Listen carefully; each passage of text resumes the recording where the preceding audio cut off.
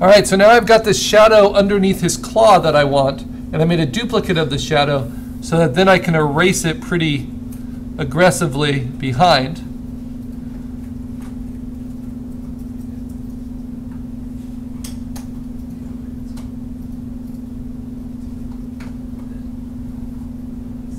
Maybe a bit less aggressively underneath him, because this shadow might be helpful in separating him from the rock surface. Okay. Now the shadow is nice and crisp there, which makes sense, but at other parts of it, if I just look at the shadow, that's creepy just on its own. I might start to blur it out.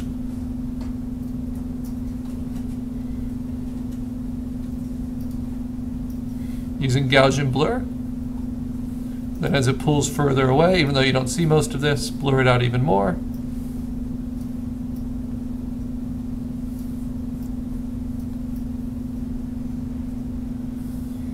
And you see how now that's looking pretty believable underneath. Now how do I deal with the rest of the shadow?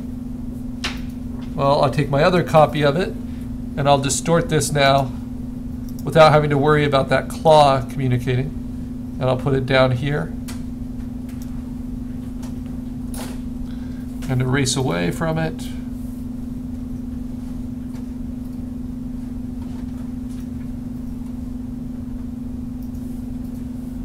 Only keeping what's helpful.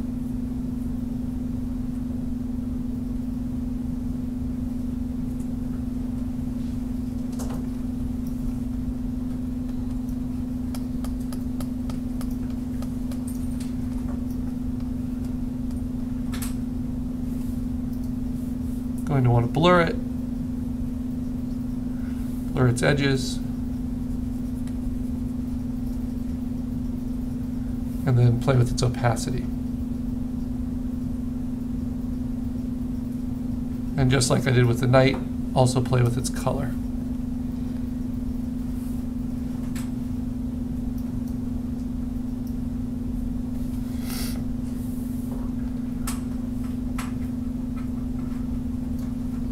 By forcing color in, by colorizing and lightening.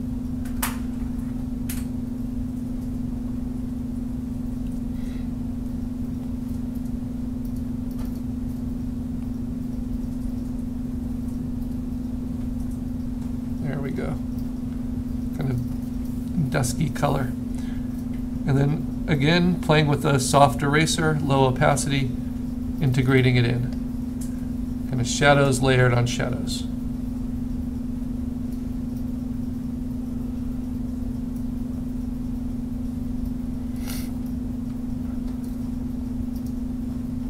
So you see the crisp ones of his feet and the claw, and then pulling away to these softer ones.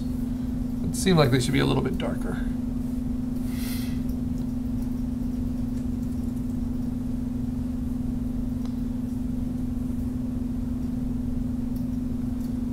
Like so.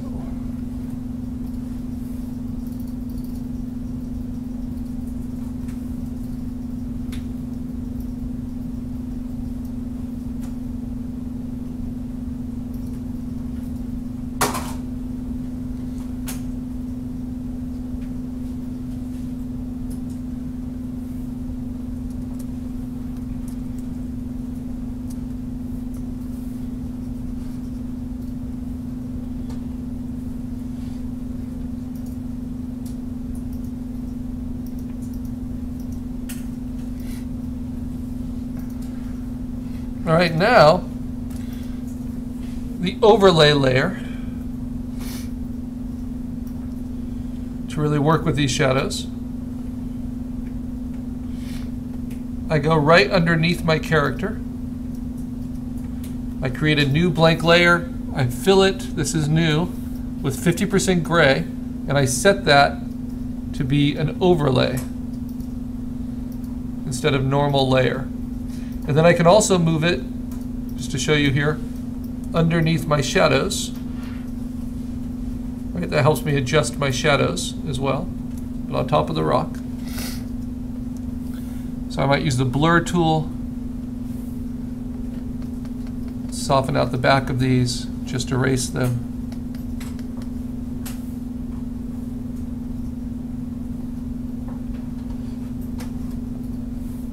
Use that ghosting method of the eraser. It's very subtle.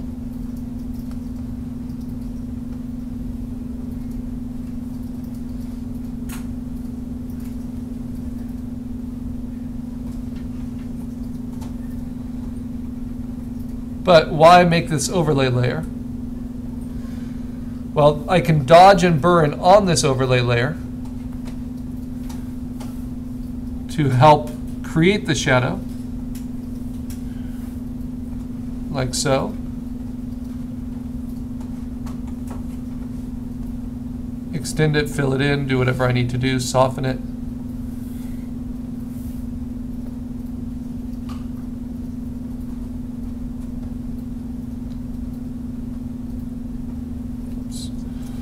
And then that also allows me to put that on overlay mode and apply all of that dodging and burning in there directly to my landscape.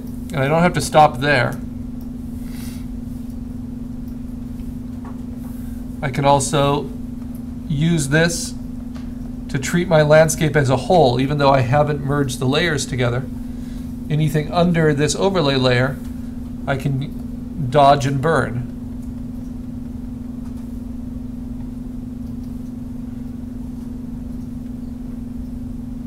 To help the artwork,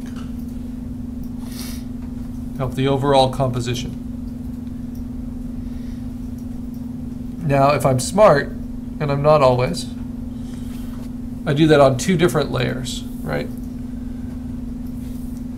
And this is what I mean. So I'll duplicate it, and I'll separate out all the character stuff from one, and make the other all about the setting.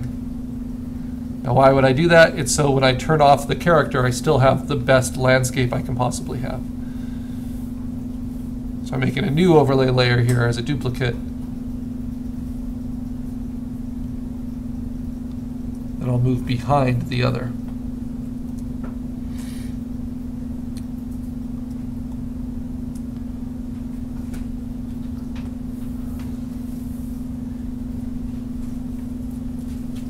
And on this one, I'm just going to keep it about the character.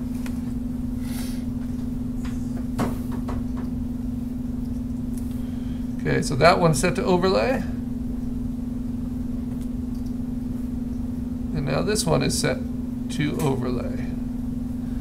And when I want to adjust dodging and burning in the setting, I do this one.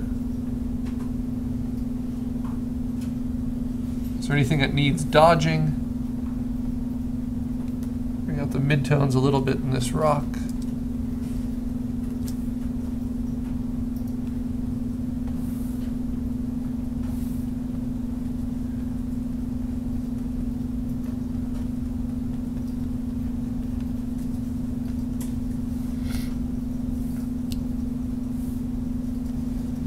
Bring out the lights a little bit. And this thing's a little distracting, so I'm just going to go ahead and use clone stamp as well on this overlay layer. This is just for the setting. Sampling from all layers at a high opacity now, because it's a rock texture. Oh, I can't on an overlay, that's true. So I need to find my clone stamp layer. There it is. Do it there.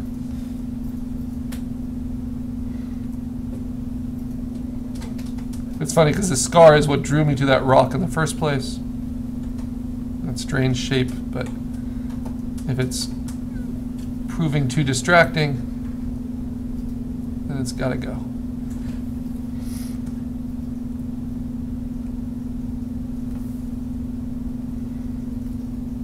So I can just downplay it a little bit, like so. Okay, so I am nearly done here. I just have to make those final refinements to my character with color and levels and saturation. But while I'm doing that, I want to make sure that my landscape is always improving as well.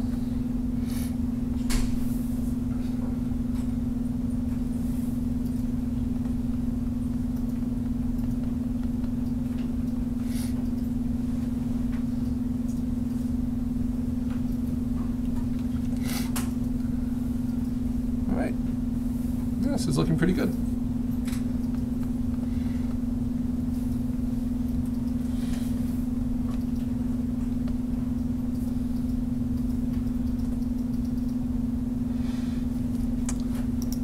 So I want to take all my character layers, put those into a new group, call it my character, my creature.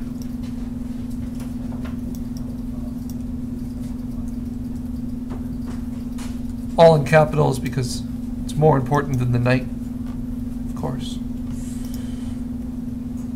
And then move all those layers that make him up, including the overlay layer, into that folder. This is just for organization, so I can turn him off and on. You see the shadow underneath him appears. It's a good time to save it. I can decide whether I want this texture fill to be behind him or over the top of him, and that texture fill helps adjust his color, so I'll keep it on top of everything.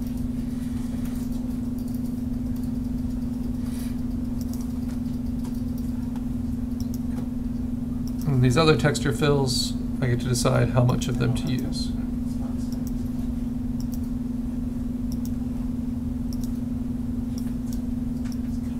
A little goes a long way. Okay, now I just need to fix my creatures. The coloring looks pretty good. I can dodge and burn.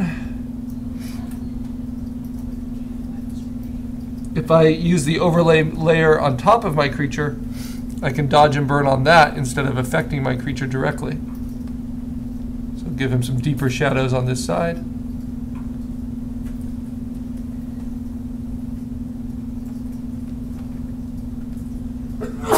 Maybe adjust his levels overall by limiting some of his highlights.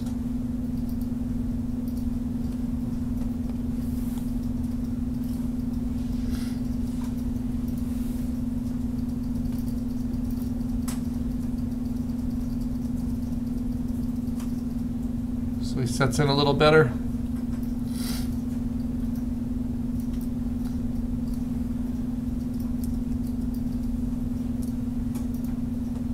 Maybe not quite that much.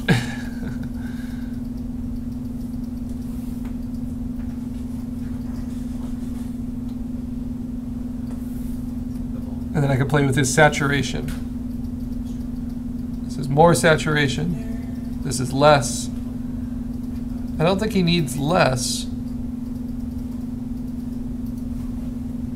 I think he's pretty good where he is.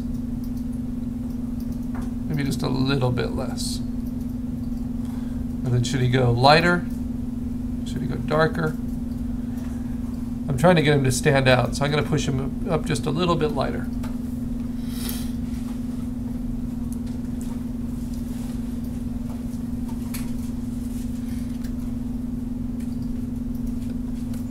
I'm going to go ahead and move this rock. Oops.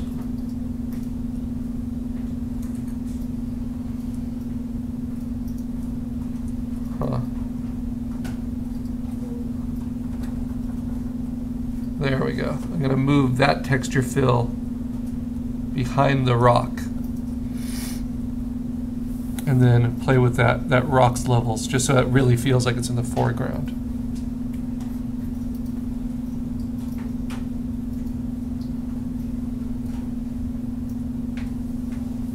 More dramatically, like in your face.